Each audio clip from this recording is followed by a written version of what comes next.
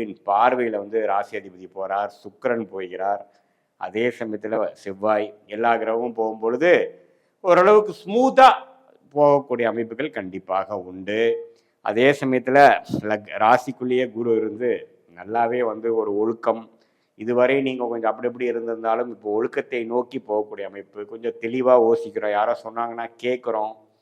எல்லாமே வந்து போன காலத்தில் பிற்காலத்தில் நம்ம என்னென்ன மாதிரி ஒரு இறந்த காலத்தில் நம்ம செய்தோமோ சில தவறுகளை செய்ததெல்லாம் இப்போ நல்லாவே உங்களுக்கு பல்ப் போட்டு தெரியும். ஏன்னா ஒரு சுபகிரகமாகிய குரு ராசிக்குள்ளே போயிட்டாருன்னா மைண்டு தெளிவாகும்.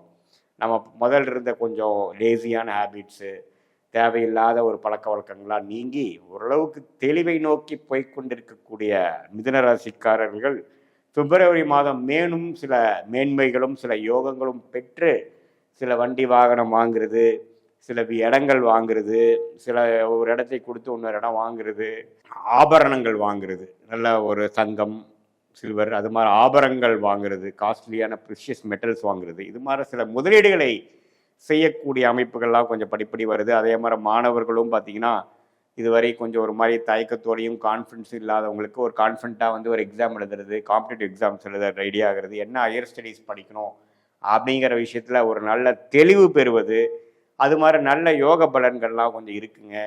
அதே சமயத்தில் சுக்கிரனை குரு பார்க்குறதுனால இந்த மீடியா துறையில் கலைத்துறையில் இருக்கிறவங்களுக்கெல்லாம் கொஞ்சம் நல்ல முன்னேற்றங்கள் உண்டு. இப்போ கொஞ்சம் இதுவரை கொஞ்சம் அலைச்சல்கள் நிறையா ட்ராவலிங் வீண் செலவுகள்லாம் போயிட்டு இருக்கிறவங்களுக்கு இப்போ கொஞ்சம் நிம்மதி பெருமூச்சு பெறக்கூடிய ஒரு நல்ல அமைப்புகள் உண்டு.